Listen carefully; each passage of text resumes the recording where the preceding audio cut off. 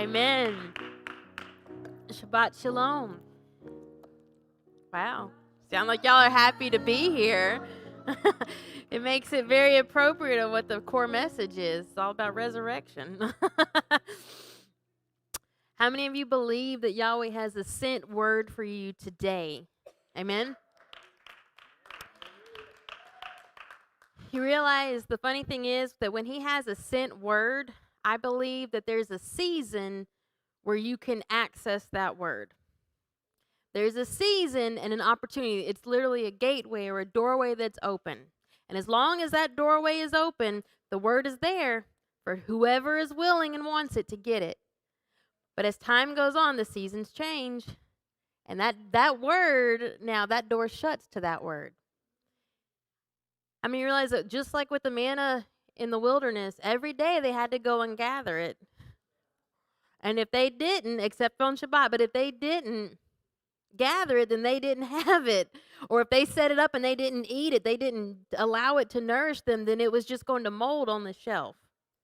Well, I mean, realize that the word of Yahweh is like that. He's giving you a sent word, a word that's in due season, but there's a short period of time, there's a venue, there's a moment where you can access it, or you can set it on the shelf, and you could ignore it. And then when the days ahead come and you need that word, well, that word, that's now been put away. It's no longer fresh. It's gotten on the shelf. And just like that manna, it's now moldy. And it's not going to sustain you. Because the season that you should have taken it in, it wasn't important. Amen? And as we begin to look at this, for 2 weeks, I struggled with this teaching. David was very appropriate to tell me, get your flesh under control, because it was a struggle. It was hard. It was hard to hear. And for 2 weeks, it felt like I was just looking through a fog, trying to figure out exactly what he had for me to share. I saw the points, I saw the connections, but it wasn't clicking. It wasn't making sense. And then this morning, at about 6-something this morning, I got a phone call from someone needing to hear a word from Yahweh. And in this phone call, the light goes off of what this word's supposed to be about.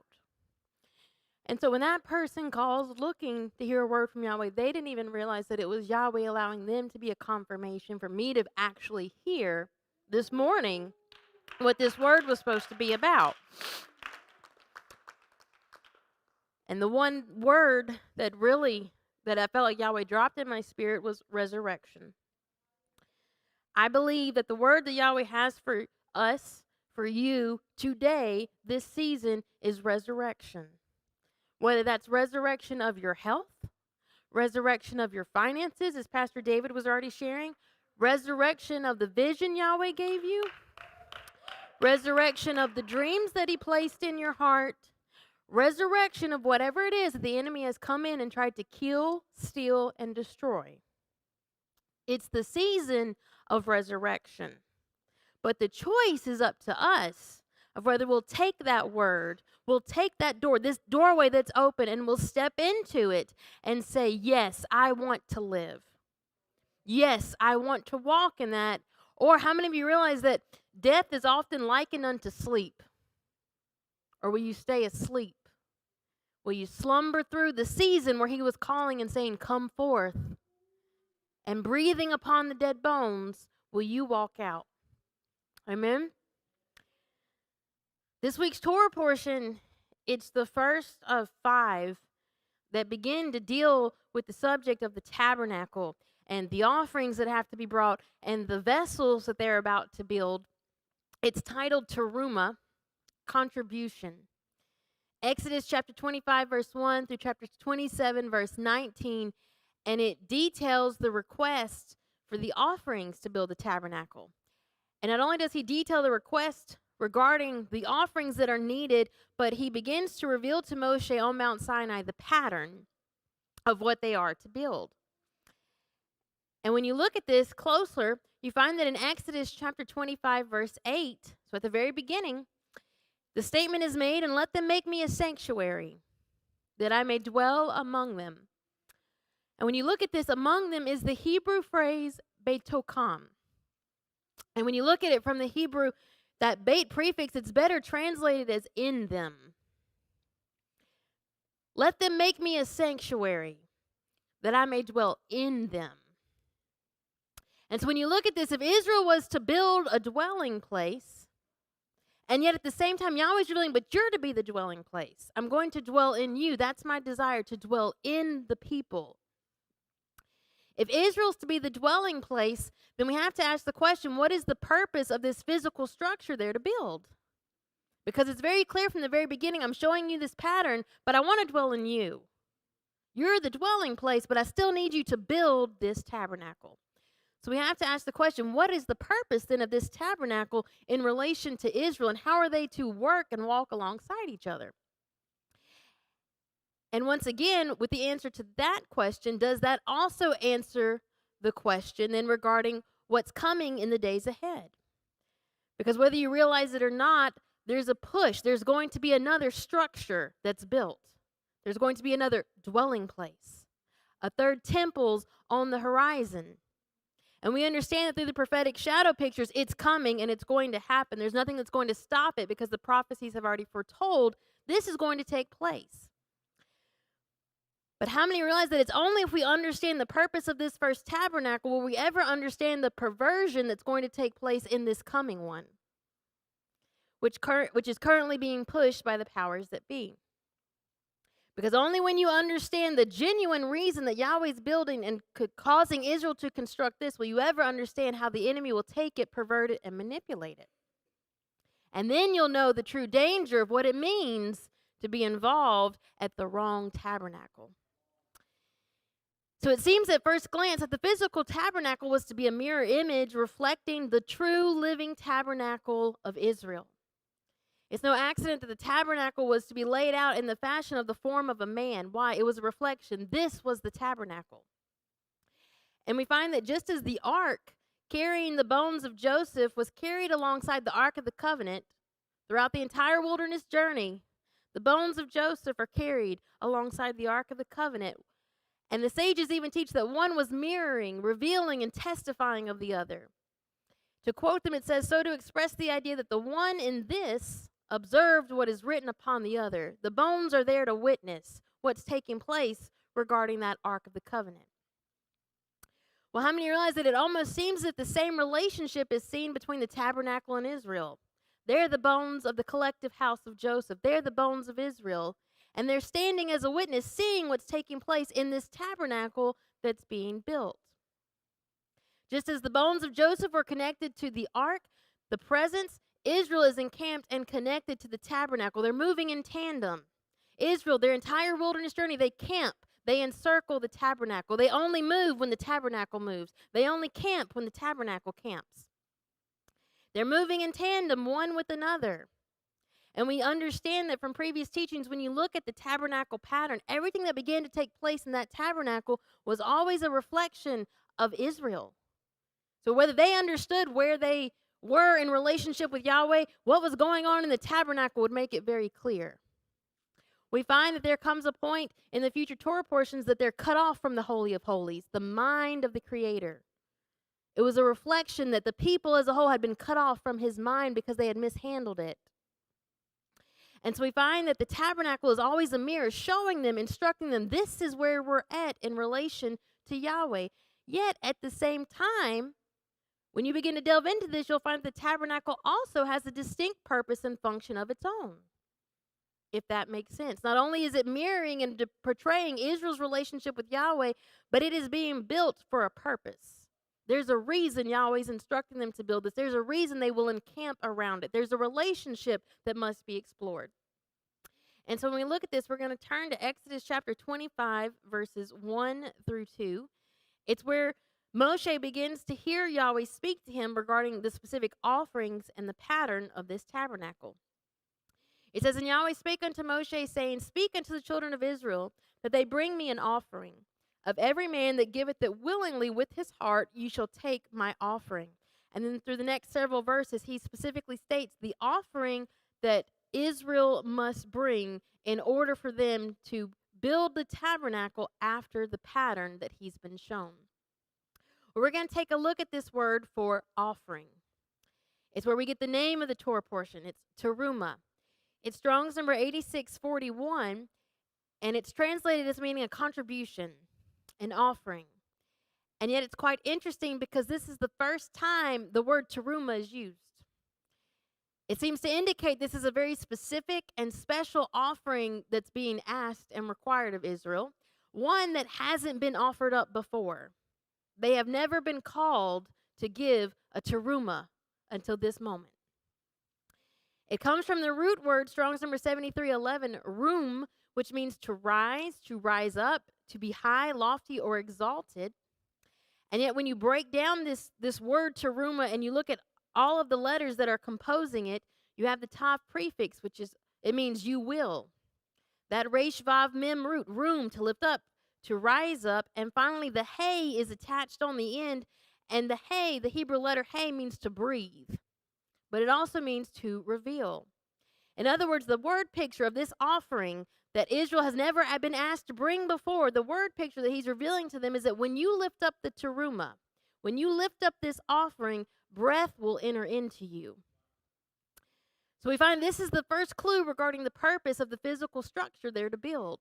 It's about a resurrection taking place. It's about life from the dead. And Israel's given their first clue. When you lift up this terumah, when you bring this offering of yourself, breath will enter into you. Amen? Now, it's no accident that as you continue to trace the roots of this word, terumah, it contains the same root stem as the name of a location called Ramah. Ramah is seen in Jeremiah chapter 31, verse 15. It says, "Thus saith Yahweh, a voice was heard in Ramah, lamentation and bitter weeping. Rachel weeping for her children, refused to be comforted for her children because they were not." When you go back and look at the context of this verse, you'll find that it's dealing with Israel being carried away into exile. Well, exile is synonymous with being in a state of death. While Israel was exiled, they were seen as dead. They were seen as those dead bones. Well, remember the connection between the ark carrying Joseph's bones and the Ark of the Covenant. One's mirroring the other. And now he's expanding this. Not only do we have just the bones of Joseph, but now you have the whole camp of the house of Israel camped around the tabernacle. Israel around the tabernacle forms the bones of the nation, the bones of the man waiting to live again, waiting to be breathed on by the Most High. And it's quite interesting that though it is both Leah and Rachel's children that are both camped around this tabernacle, as well as both of their children that are carried into exile, it is Rachel that Jeremiah calls upon to witness. It is Rachel that weeps. Isn't it interesting that Rachel herself is buried exiled? She is outside and separated from the rest of the patriarchs. She's not buried with Abraham and Sarah, Isaac and Rebekah, Jacob and Leah. Rachel is kept separate. But they can take Joseph's bones from Egypt all the way back to the land, but they didn't bring Rachel's. So there's something going on here. What's up with this? Rachel is seen buried, exiled, outside of the tomb of the patriarchs as well. And we find that it is Rachel that is called to witness the exile of her children, the exile of her house. Well, when you go back and look, and we looked at this in previous teachings, it is Rachel who first opens the door to this very generational curse of bondage by stealing the images of Laban. When you go back and look, when they're first leaving Laban's house and she takes the teraphim, the images, those images represented the inheritance and the authority of Laban's house. And Laban's house was in Babylon. And so we find that Rachel's the first one that takes the inheritance, the authority, the blessings from Babylon and chooses to bring this into the house. And we find that what that does, how many realize that anytime the enemy offers something, a little shiny piece, something dangly, Babylon, come here, we'll take care of you. We've got you. It's nice, shiny little city. We're going to take care of you. Everything's going to be great. That what he shows you and says, this is a blessing, it's a curse. And it's going to kill you. It's bondage. And so we find that the moment Rachel does this, now we fast forward all the way to generations later, and Jeremiah calls upon Rachel, and she's the one that witnesses the long-lasting effects of that very open door that she opened onto the house of Israel. And we find that it seems very clear here in Jeremiah that the exile is directly connected to the actions of Rachel. Why else is she the one that's weeping? Why else is she the one that is seeing this? Because it's the manifestation of choices that were made. And we find that then this Terumah, which is directly connected to Ramah, is about undoing the exile condition. It's about a resurrection of Israel. How many realize that Israel, in this moment when they're being called to bring the Torah, they themselves have just come out of exile. They've left Egypt. They're dead men bones, in a sense. They've been separated. They've been cut off. They've been exiled. But the moment they bring and offer up the Terumah, he's letting them know there's going to be a resurrection. Life's going to be breathed into you, and that's going to be rolled away. Amen? Well, this becomes a prophetic shadow picture pointing not only to the generation that's brought out of Egypt, but to our day, when the lost sheep of the house of Israel, who the face of those lost, scattered sheep has been Joseph, would be awakened. Joseph's being called out of Babylon. In the book of Revelation, we're told, "Come out of her, my people," Rachel's children. Why? Because your restoration, as you begin to come out, as you begin to awaken and your ears are opened, your restoration as well will be intertwined with the offering of a terumah and the forming of a tabernacle. Because the tabernacle was to be the venue of resurrection. And so we find that the building of this living stones tabernacle is for the same purpose. How many realize that this is what's taking place? He's beginning to regather those that have been scattered. He's waking you up across the four corners of the world. You're beginning to hear that sent word. You're feeling that prick in your heart, and he's opening your eyes. Why? Because you're one of the bones of Joseph. And now bones coming to bone, and all of a sudden, instead of this physical building tabernacle, this is the tabernacle that's being built. And when this tabernacle is built, this becomes the venue, the proof a resurrection has taken place. Amen? Now let's look closer at this Joseph connection, because it is Rachel that weeps for her children, and it is Joseph that seems to be the one that becomes the first picture, the bones of Joseph being carried alongside the Ark of the Covenant, becoming this first visual image of what the house of Israel is doing alongside the tabernacle. Well, let's look at the name Joseph. It's Strong's number 3130, Yosef, and his name translates as Yahweh has added. It's from the root Yasaf, and it means to do again, to increase or add. His very name hints at redemption and, yes, resurrection. When you look at the numerical value of the name of Joseph, his name equals 156, and it just so happens that it's the same as Oel Moed, the tabernacle, the tent of the congregation, which is another name of the very tabernacle they're about to build. It seems that the resurrection of the house and the restoration of the birthright and inheritance, because how many realize that Joseph was considered Jacob's firstborn? That means Joseph was entrusted as the firstborn son with the inheritance. He had control of the birthright. He had control of the inheritance that was supposed to be something that would provide for and care for the whole house and continue on the lineage and the name and the covenant. In other words, then, the resurrection of the house of Joseph is a resurrection of your birthright. It's a resurrection of your inheritance, and all of this is being directly connected and intertwined to the tabernacle they're about to build. And the tabernacle then now begins to function as if it's a gateway through which a restoration is about to come forth. How many realize the tabernacle was to serve multiple functions? In fact, this very name, Moed, Oel Moed, is the same root of Moedim, the divine appointments. Today is Shabbat. It's a Moed. It's a divine appointment.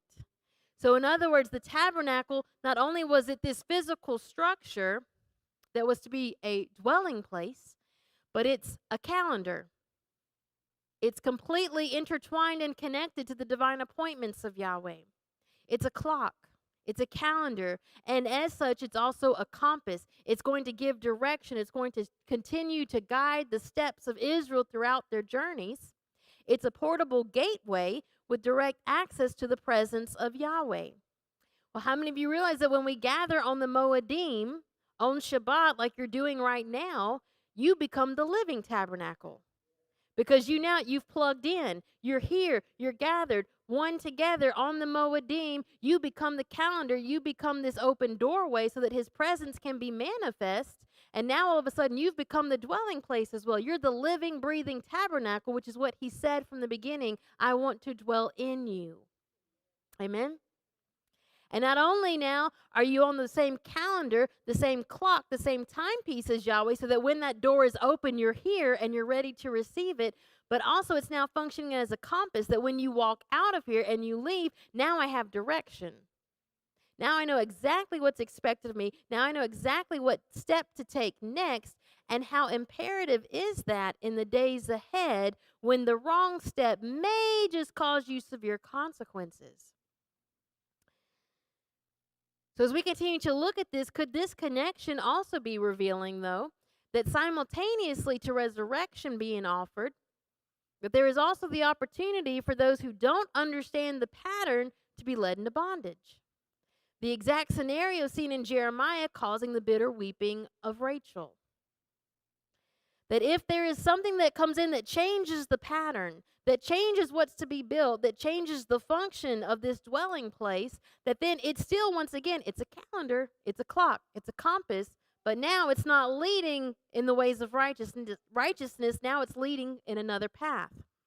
It's still a doorway, it's still a gateway, but what is it opening the door to? The same scenario plays out here in Exodus. Israel is to build the tabernacle, which from the Hebrew language makes it very clear, I believe, that it's to be a venue for their own resurrection.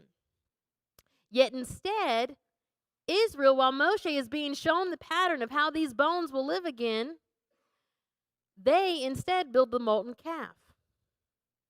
The moment they build the molten calf, we find that the nation goes into spiritual bondage.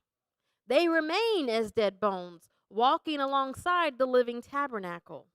The living tabernacle that was supposed to be the open door that would make these bones live again, they've already changed the pattern. They switched things up, and now we find it just becomes an example. And just as Joseph's dead bones are carried alongside the Ark of the Covenant, Israel remains as dead bones carried alongside the tabernacle, until another doorway gives access. This door in the form of the Messiah himself. In John chapter 10, verse 7, Yeshua makes the declaration, I am the door. And he goes on to make it very clear that he's the door to life, to resurrection. He's the door. What's he's making the connection to? The tabernacle that was supposed to be the doorway for you to live again, you rejected it. So now here I am, the living tabernacle, the word made manifest. And once again, I'm the door to your resurrection. I'm the door to life. Fast forward to our day, there's one last opportunity for these bones to live. Once again, there's going to be a tabernacle that's built, and it's going to be comprised of the living stones being gathered together. And these stones, these living stones, are going to have an opportunity. Are you going to step through this doorway that's going to resurrect your very identity? Or are you going to choose to continue to slumber and sleep in the exile? Now, looking further at Terumah, it's interesting that it's a cognate of the Hebrew word, Strong's number 8649, Torah. The only difference is this one doesn't have the Vav, which is interesting in itself. When you remove Mashiach, you go from something that's a lifted up offering that will bring life to Torah. Torah means deceitfulness, undercover, to do something underhandedly with trickery in mind in order to accomplish a secret plan, fraud, or treachery. It causes us to ask the question, could there be a future scenario where there is the lifting up of a terumah, an offering, yet it is an act of deceitfulness to accomplish a secret plan, one that will lead the people into bondage rather than into life? How many realize that the greatest fear of the enemy and the powers that be is in regards to the resurrection and the waking up of true Israel? He will do everything in his power to make sure Israel stays in slumber, stays asleep. And so as we look at this, it's quite interesting because Torma, this word meaning deceitfulness, something underhanded, a trickery, and yet it's almost a mirror image of Terumah. It's closely related. This is seen in Zephaniah chapter 3, verse 13, regarding the remnant. It says, "The remnant of Israel shall not do iniquity, nor speak lies. Neither shall a deceitful, a Torma tongue be found in their mouth." And we find that this Torma, deceitful tongue, is contrasted to the restoration of a pure language in Zephaniah chapter 3, verse 9. And when you read all of Zephaniah chapter 3, you realize that the purpose of this pure language being restored is for the purpose of the people being able to bring an offering. Amen? He's restoring the creative, Hebrew, powerful tongue to the people. It's once again a restoration of this pure language. Why? Because it's going to instruct you and teach you and give you the ability to lift up a terumah. Amen? Well, let's look at this. He says that he's going to restore a pure language. The word pure, it's Strong's number 1305, barar, and it means to purify, to polish, select, test, or prove, but also to separate or to sever. In fact, the same term is seen in Ezekiel chapter 20, verse 38, regarding the regathering and the future exodus that's on the horizon. And it says, "And I will purge out from among you the rebels, and them that transgress against me." That word for purge out is the same word that's translated as pure here in Zephaniah. And it's quite interesting when you look a little further, the two-letter root of barar, a pure language, the two-letter root forms the Hebrew word bar, which is translated as son. How many realize that the restoration of the pure language is about restoring that which will mark you as his sons and daughters? And at the moment that it's restored and you're marked as a son and daughter, it also therefore severs and separates you from those that are considered as the rebels that will be purged out from among you. Amen? Well, how many of you realize that when you begin to look at this, even from the natural, we can understand sons and daughters have an inheritance. Sons and daughters walk in the authority of their father's name. Sons and daughters are obedient to shoulder the responsibility that comes with this. How many of you realize that outside of that, the other category that he gives us is a rebel that must be purged out from the midst? Let's look at the word for language. He's going to restore a pure language. The restoration of his language will mark his sons and his daughters. The restoration of his language will begin to separate and divide the people among those that can be trusted with the affairs of his kingdom and his household, and those that are not able. Let's look at the word for language. It's Strong's number 8193, safa, and it means lip, language, speech. But it can also be translated as a shore, a bank, side, edge, border, binding, or literally a boundary line. How many realize the language will become a boundary line as well as something in itself that is binding? It sounds as if the restoration of the pure language, the voice of creation, will act as a boundary line dividing the people, as well as become a border that will seal and protect those who receive it. And it's no accident, I believe, that this pure language is directly connected to your inheritance, because it's what will mark you and identify you as his sons. And we find the moment that you're marked as his son, now it's as if that pure language, that restoration, it becomes a seal on you. And it becomes a boundary line, a wall that will protect you from all of the things that are going on in the outside. Amen? It literally becomes a place of refuge, a Goshen. Well, if you continue to look, the numerical value of language, safa, it equals 385. And it's the same as two Hebrew words on opposite ends of the spectrum. It's the same value as the word Shekinah, which is the presence of his glory, which is the very thing the Mishkan, the tabernacle, is supposedly being built to house. But it's also the value of Strong's number 4923, the Hebrew word meshama, which means devastation, horror, desolation. It comes from the root shamim, which means to be desolate, appalled, stunned, to stupefy. In fact, it's the Hebrew term that's used to describe what is referred to as the abomination of desolation in the book of Daniel. Could it be that whatever tabernacle we connect to, wherever we choose to bring the terumah, it has the potential to bring his glory or to bring devastation, to mark us as sons or to mark us as those that would be considered part of the rebels that must be purged out? And so when we look at this terumah that Israel is being asked to bring again and again, it's yes, these were physical items they had to bring in order to build this physical structure, and yet it was much more than that. It was literally them bringing themselves. Where are you going to present and stand before, and whose name are you going to be sealed with?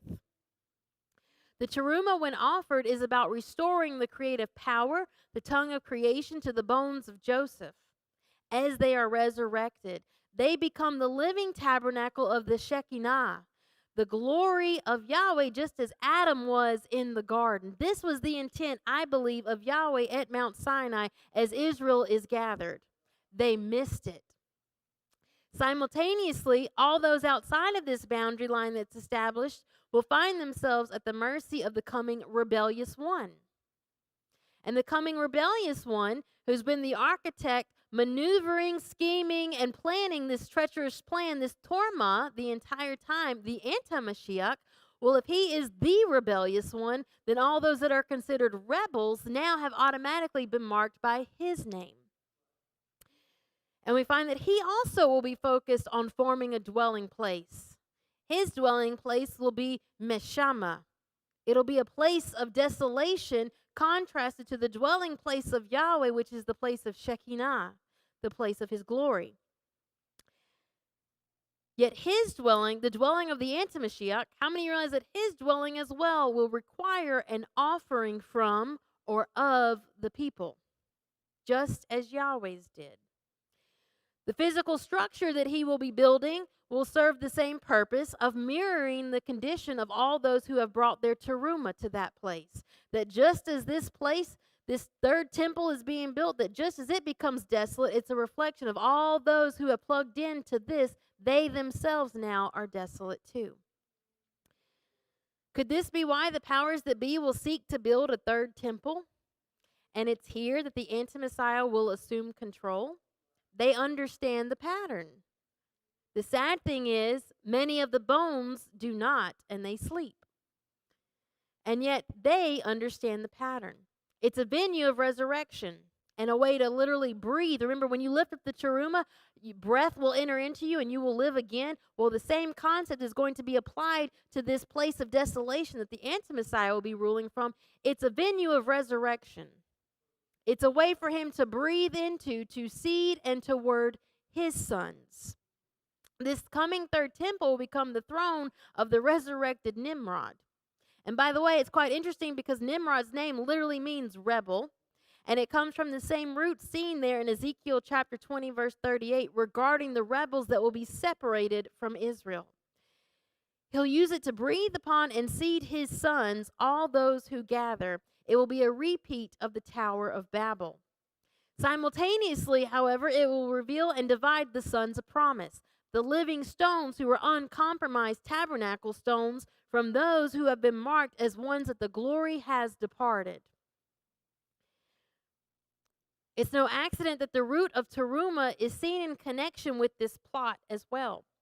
In Daniel chapter 8, verse 11, speaking of the coming actions of the anti-Messiah and what he will do as he sets up his kingdom from this place where he will have built a tabernacle, a temple, it says, "Yea, he magnified himself even to the prince of the host, and by him the daily sacrifice was taken away." Room, the root of terumah. "And the place of his sanctuary was cast down." When you read this from the English, it sounds as if that in this third temple that they're going to start up sacrifices again. And that the anti-Messiah will come in and say, stop. Don't offer any more sacrifices. And anything that the anti-Messiah does, you can't agree with him, right? There's no way you can be on the same page as he is. But does it actually mean here in Daniel that he will stop the sacrifices? Is that what Daniel's saying? The word taken away is Strong's number 7311, room, the root of terumah, and it means to rise, to lift up, to be exhausted, to become powerful. It also can have the idea of to raise or rear children, the root of terumah.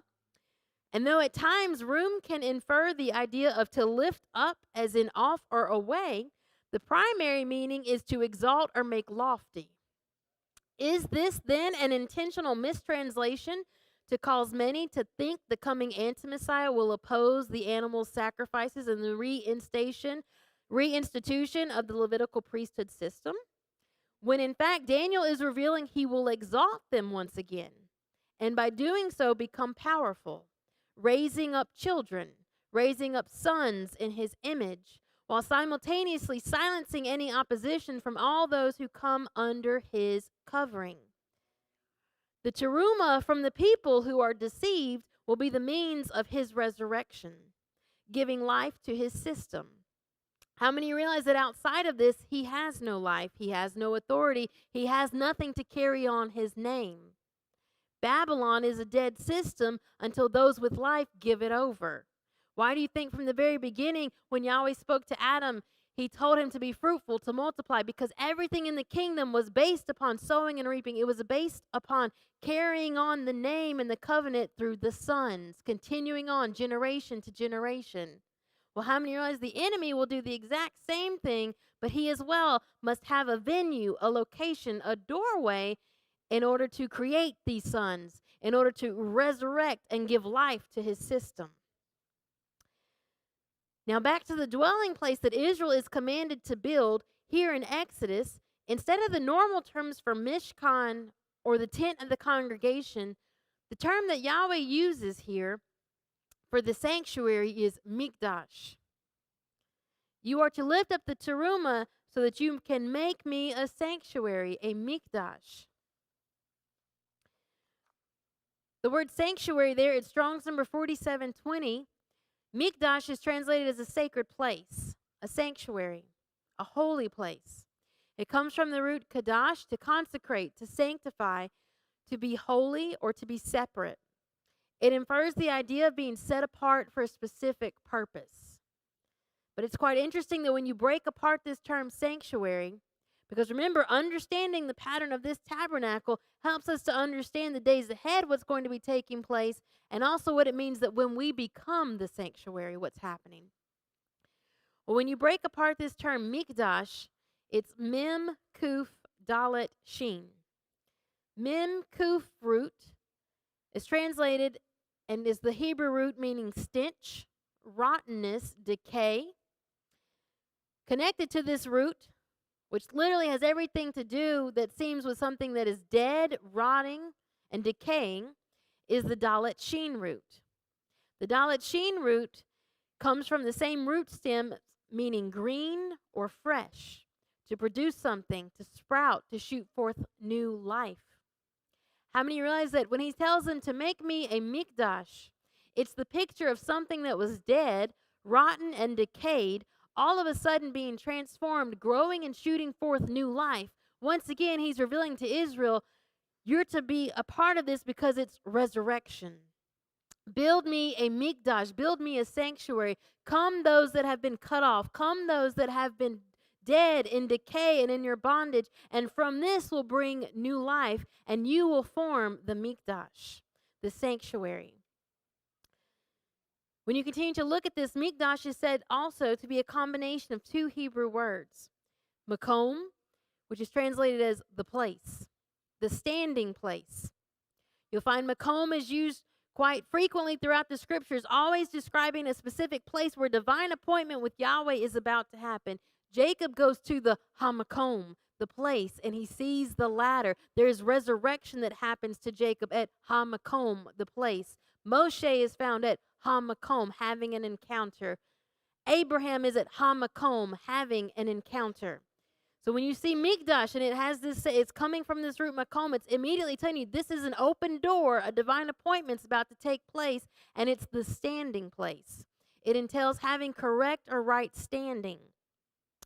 Mikdash comes from makom as well as kadosh. It's the combination of these two words. Kadosh means holy. Both makom and kadosh are names of Yahweh. How many realize that hamakom is seen as a title for Yahweh, as well as kadosh, where he specifically says, my name is Kadosh. My name is holy. Mikdash then infers the standing place where his name is and is instrumental in ensuring that his name has and continues to have right standing. This is what he's instructing Israel. You build me a Mikdash. You build me a sanctuary, but beyond that, he's letting them know, my name is on you. You're my sons, but my name has to have right standing. My name can't be compromised. So if you're going to continue to be in the category of my sons and my daughters, which what does he tell them when they come out of Egypt? He calls his son out of Egypt. So if you want to continue to stay under this mantle, under this title of my son, Israel, my name must have right standing. In other words, Israel cannot remain with the slave mentality in the bondage, allowing the stench and the decay of Egypt on them. That must be removed in order for his name to have right standing.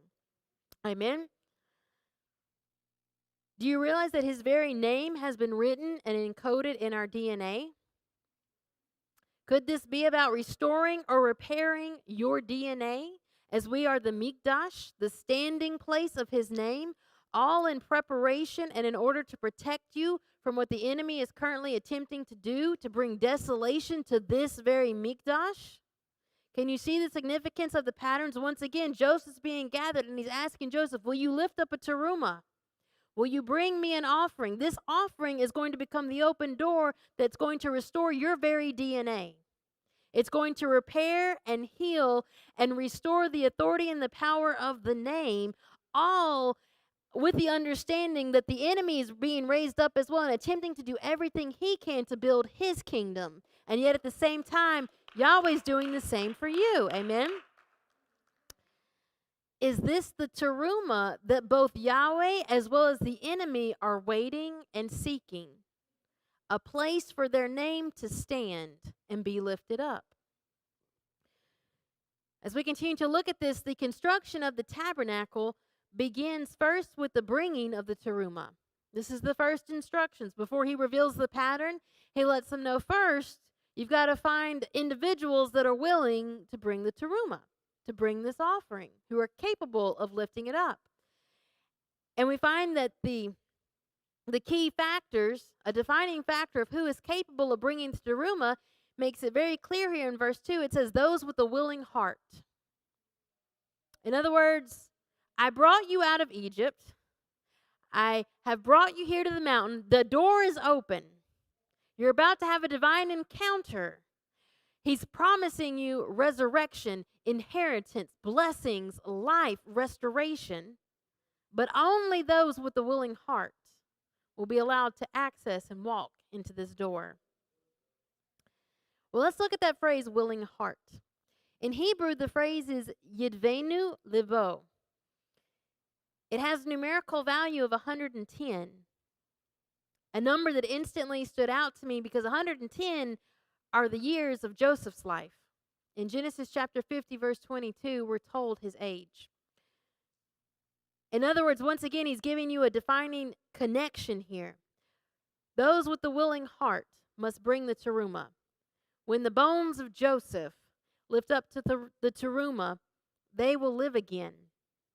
It was dealing with the restoration of the authority and creative power, becoming born-again sons that would wear his name, and he was identifying exactly who he was looking for, the bones of Joseph.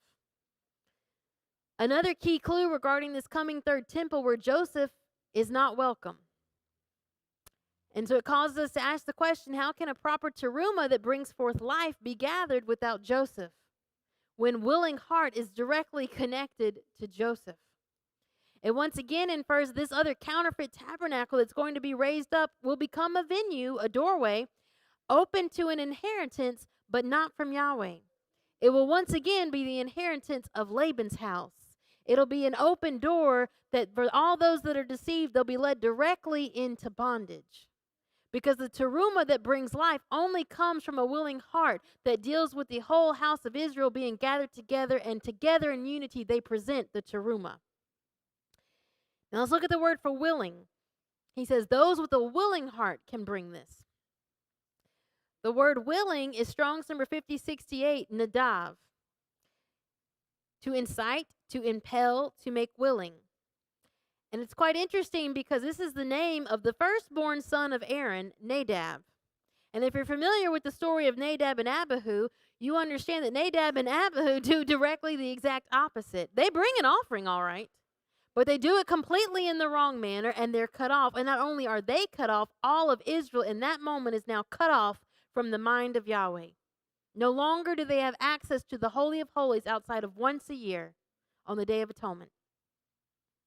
So it's quite interesting that when he makes this statement, come with a willing heart, come with Nadav, to incite, to impel, to make willing. So we have to wait a minute because there's two ways. When Nadab came, he was inciting, impelling, he was willing, and yet he's cut off.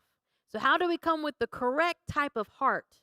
That when we lift up this offering, we're not cut off, but we access the door. Well, let's look a little further. Nadav, Nun Dalet Bait. The two-letter root forms Strong's number 5067, Ned, Nun Dalet, and it's translated as meaning a heap or a pile. It specifically describes the waters of the Red Sea as well as the Jordan River being parted and piled into a heap. Waters are euphemistic of seed. When Israel crossed both the Red Sea and the Jordan River, it was symbolic of the compromised seed line being cut off. While the sons crossed over, they became Ivri, Hebrew, functioning as an ark, providing safe passage for the seed or the word of Yahweh.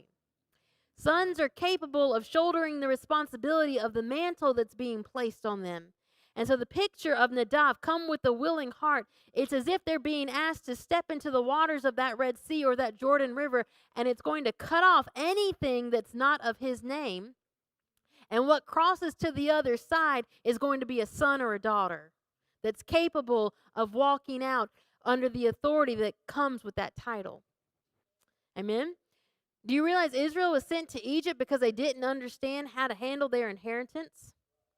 In fact, they got rid of the firstborn that entailed the responsibility. Joseph, you got to go. You're over here reminding us that we're not doing what we're supposed to regarding the promises and the inheritance that we've been given. We want the fun part of it, but we don't want the responsibility, so they kick Joseph out. Well, guess what? Famine hits. Where's the birthright? Where's the blessing? It's wherever the firstborn is. He's in Egypt. They have to go to Egypt because they didn't understand how to handle their inheritance and their birthright and their blessing. Yahweh sends them to Egypt to learn. Joseph understands this, which is why Joseph does not put them in the midst of Egypt. He puts them in Goshen. You stay in this divided, separated place, a sanctuary, a refuge. You learn what it means to handle your affairs and your business, but you never are compromised while you're here in Egypt.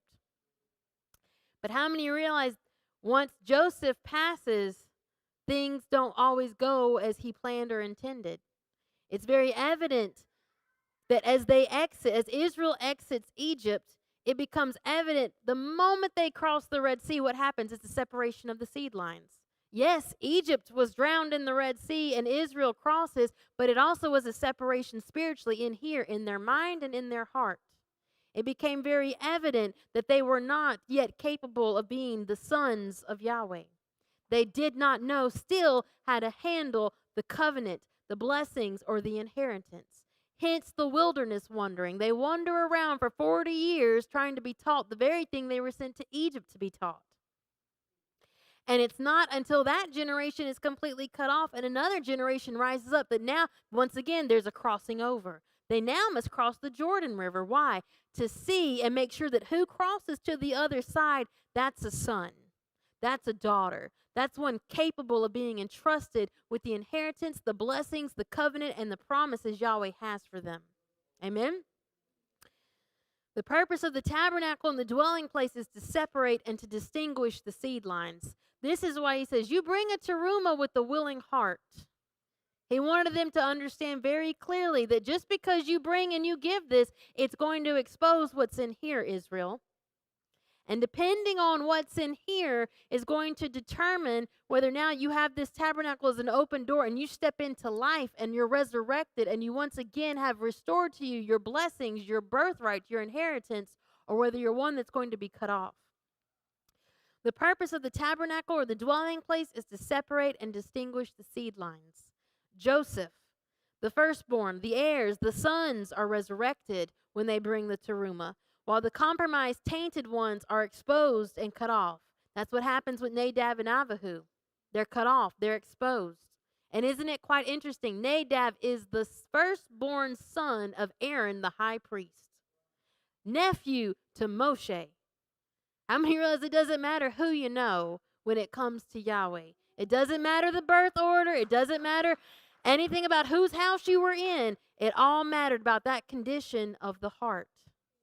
And Yahweh has a way of distinguishing and separating. Nope, this is the one that will cross through. Amen? It seems the tabernacle will serve the same purpose as Jacob's actions with the flocks and the water troughs while in Laban's house. Pastor David's taught on this numerous times. When Jacob's in Laban's house and he's herding the sheep and dealing with the flocks, he takes the rods and he peels them and he puts them in the water troughs, but he only puts them in front of certain animals, the ones that were his inheritance. And he makes sure his inheritance is blossoming and it's being prosperous and it's being made strong. But what is Jacob doing at the same time? In the physical, it's being reflected in the spiritual. He's separating the seed lines. Why? He's building strong and sturdy stock. No weaklings, no feeble, none that are incapable of handling what Yahweh's called them to do. Jacob was making sure to weed all that out. Amen? Remember, Israel has just exited Egypt, who willingly, in Egypt willingly intermingled and worshiped the fallen ones.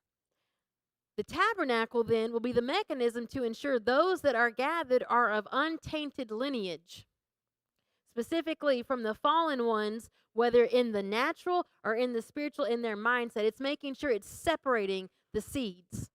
As well as this tabernacle was designed to repair the DNA of Israel that had been broken down while separated from his presence. So not only that as they approach this tabernacle, is it going to make sure and expose that there's nothing in here that doesn't belong, but then it's also for the same purpose of repairing, restoring, bringing new life, everything that had been broken down and compromised. How many of you realize that today we are living in days that your very DNA and your physical body is under attack constantly from sources that we can't even name half the time? Why? Because the enemy understands this is the standing place of his name. And when I break down this tabernacle, I've now caused his name to not be in right standing. And yet Yahweh says, you make me a mikdash. You make me a sanctuary, I'll repair the DNA. Amen? Now, with this being the case, it would seem of the utmost importance to understand the pattern correctly and to follow the pattern lest we find ourselves labeled as Ichabod, the glory departed, building the wrong house, thinking that, oh, we're building your house, Yahweh. You know what they did when they built the golden calf? They said, these be your gods, Israel. We're going to have a celebration for Yahweh tomorrow. They said it'll be the same thing when they build this other tabernacle structure, this coming third temple. This is the house of Yahweh. We're going to have a celebration. And yet, if you don't understand, wait a minute, that's not the pattern. That doesn't match the pattern. Something's off here. Something's missing. Where's the vav? This is a torma. This is deceitful. So let's look at the word for pattern. It's Strong's number 8403, tabnit, and it means pattern, plan, form, construction, or figure. It refers to an image that is patterned after something else. In other words, Moshe is being shown a pattern in the heavens that is the figure that must now be formed. I believe when he's there, there's an open doorway into the heavens, and he's being shown something, and then he's instructed, this is what you're to build, Moses. This is what I want to see. Well, when you continue to look, tabnit, this Hebrew word, all the concordances and dictionaries will tell you that it's a synonym of the Hebrew word demut. Strong's number 1823. Demut means likeness or similitude. It's first seen in Genesis chapter 1, verse 26. And Elohim said, let us make man in our image, after our likeness, after our demut. It's from the root word dama, meaning to be like or resemble. Could it be that Yahweh was revealing to Moshe the intended role of Adam? one after his likeness, and this is the pattern Israel must now follow. This is what he's expecting to be built. Make me a mikdash, make me a sanctuary in my likeness. Just as Adam was made in my likeness so that I would dwell in him, Israel, you're to come together and form my likeness. Be in my image. It seems this is further emphasized when looking at the roots of tabnit, pattern. It comes from Strong's number 1129, banah, which means to build, to rebuild, to establish, to cause to continue, as in to build a house or establish a family. The heart of the word is ben, son. The Hebrew yod tav suffix is attached to banah, to tavnit. This yod tav suffix is the diminutive form, and it modifies the word to convey a slighter degree of its root meaning, or to convey the smallness of the object. In other words, when you see this word tavnit, this is the pattern, the root word son, to build, with this yod tav suffix. It literally seems to be revealing that Moshe is being shown the son. He's being shown Messiah Yeshua, who Israel is to become a smaller version, emulating this pattern, they becoming sons as well that will build the house. Amen? Now, looking closer at demut, damah, likeness, it's interesting because it contains the two-letter root forming the Hebrew word dam. Strong's number 1818 means blood. Before the fall, Adam's body was not in a fallen condition. He housed the light of Yahweh. I believe his very DNA contained the power of creation. However, after the fall, his physical tabernacle changes to reflect his current fallen status. Remember, the physical tabernacle that Israel builds mirrors the condition of the people? Well, Adam's physical tabernacle reveals the condition of his spirit man. He now is a vessel of blood, literally slowed down congealed light. Dam. Well, it's no accident that this Hebrew root word damah can also mean to be silent. In this fallen condition, man's ability to give voice to the power of creation was made silent. Adam was created to be able to speak forth just like Yahweh did, let there be. Because he was the son, he was in his image, he was the dwelling place, and it should have released and made it manifest right then. But when he compromises his role as the son, he now is in a fallen condition and his voice is silent. Could the tabernacle then Israel is being instructed both to build and they themselves be for the purpose of unlocking their voice? To once again restore the ability to speak forth with the creative power of creation, just as Zephaniah chapter 3 verse 9 promises. It's not just about restoring a language that you speak and it's an everyday language like English or Spanish or Russian. No, it's about the creative power that's held and locked inside the Hebrew language. Why? Because it's the DNA building blocks of creation. And when it's restored to the sons in its proper condition, and the son is a proper vessel, ready and willing, when he speaks it forth, let there be, it will be. Amen? And so we find that Israel is instructed to build this tabernacle. It was once again because they're about to fulfill the role that Adam was intended to. And when confronted with the power of his presence, I believe it would cause their very blood to testify and to speak, unlocking what had been slowed down, encoded, and hidden in their very DNA. His name and the power of that name was to be unleashed. That was the purpose of them being connected into this tabernacle. His presence would be here, but then as Israel came, it was going to unlock the key and it was going to open up. And now all of a sudden here they would be standing, oh my goodness, we're in his image again. We're able to speak forth in such a way with the creative power of all creation because this is what he's restoring to the people. Amen?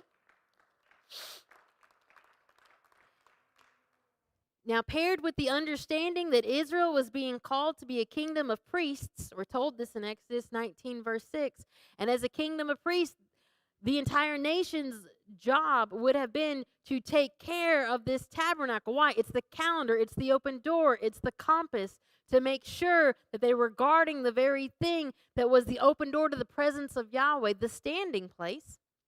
Well, it's easy to see then that the whole purpose of this pattern being revealed was because it was teaching them about restoring the authority of Adam. That's why they were being called to be a kingdom of priests. Yet Israel rejects this role. When Israel rejects this role by instead building a golden molten calf, and it's quite interesting because I believe it's in Psalms, the verse there that speaks about it, it says that they patterned it. Tabnit, it's the same word. They built this pattern. They didn't build the pattern that Moses was shown on the tabernacle, the tabnit of the sun. Instead, they built the pattern of a molten calf. When this happens, the Levitical priesthood is ushered in, and with it, a complex sacrificial blood system that was tainted with death. The voice, light, creative power is not restored to the people as a whole. Instead, once again, just like Adam, they are seen in a fallen, compromised condition. And the tabernacle, just as Adam's physical tabernacle now reflected it, this Mishkan that they have built now reflects it. It's bloody. They're a bloody people. Damah. Their voice is still silent. Well, how many realize that this is the end goal of the enemy in the days ahead? To ensure that the voice of Adam remains silenced. Hence the reason he will attempt to mark everyone with what the scriptures referred to as the mark of the beast.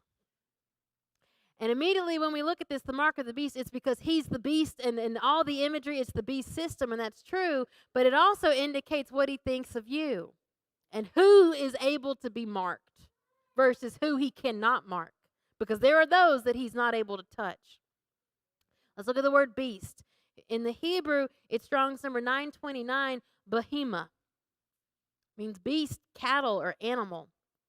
Isn't it funny that the powers that be have always referred to, go back in medieval history, they've always referred to the people under them, their serfs, as chattel. Same thing as cattle. They've been referring to people underneath them as beasts for a long time. It comes from an unused root meaning to be mute. A beast can't speak.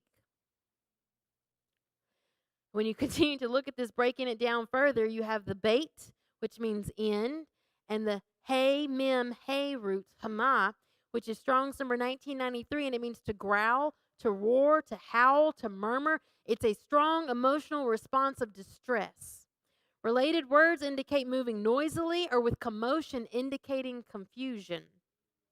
In other words, an individual who howls when pressured, one that's dictated to by their emotions, their feelings, one that in the midst of when the pressure gets put on, they're confused and they're thrown about by whatever it is that's pushing them. I realize that's an apt description of being in Babylon. It's the place of confusion, the place of mixing and mingling. Why? Because then in the midst of all of the confusion, when the pressure gets put on, what emits from the individuals that are there will be nothing but a howl, a murmur, instead of the creative power of the word of Yahweh, and it indicates, there's one. They're not willing or capable to say, thus saith Yahweh. The beast marks and hunts those who are mute, unable to speak. To declare forth the word of Yahweh with the creative power, instead they are only able to growl, to howl, to roar in distress and confusion. And those are the ones that he has every right to mark and indicate, those are mine, because from within speaks, and from within it's revealing and showing this is one that's a behemoth. They're not speaking forth the word of Yahweh. That would indicate their sons, and I know I can't touch the sons and the daughters. But if all they're emitting is the howling, the roaring, the confusion, the growling, they're not speaking forth the word. There we go. That one shows my name must be what's in there. And so when we look at this, we find then that this is why Messiah came for the lost sheep of the house of Israel. He came to restore the authority of Joseph, to breathe upon the bones, causing life to enter them again, and to restore the ability to speak. Amen? Isn't it interesting that as Israel gathered around the tabernacle, they had to declare their lineage.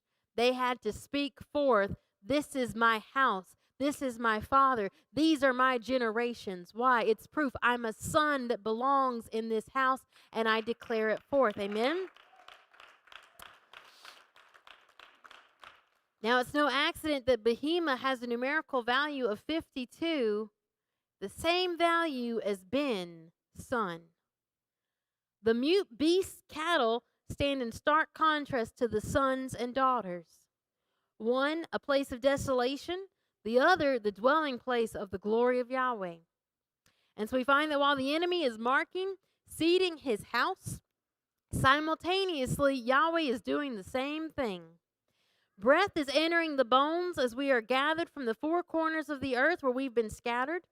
A terumah is being lifted up to become the dwelling place of his presence. The manifestation of the sons and daughters, all of creation has been groaning for and waiting for. And we find that as they're being gathered and the terumah is being lifted up from the people, a call is ringing out loud and clear. Od Yosef Kai. Joseph still lives. Amen? And we find it at this declaration and the lifting up of the terumah, the door is being opened to see the inheritance, the authority, and the power of Joseph restored because he's here and proving I'm capable of claiming it. And we find that those that know him, this is why the scriptures tell us that those that know him, they're going to do great exploits in the days ahead. In the days that will be the darkest the world has ever seen, that Yahweh will shorten the days just so that the elect won't be deceived.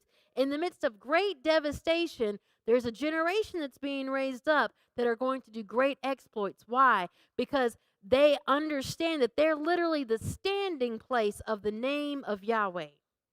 They understand that the moment I open my mouth and I release forth the word, it's part of my inheritance, that when I speak forth your word, that your word comes with all the power and authority, and let there be, and it is. Amen? We started off with making the declaration that the sent word that we believe today for his people is resurrection. And we close with the same word. This is about resurrection. He's resurrecting everything that the enemy has come in and tried to steal, kill, and destroy. The door is open. The opportunity is there. But will you allow yourself to be dictated to by what you see with your natural eyes, your circumstances?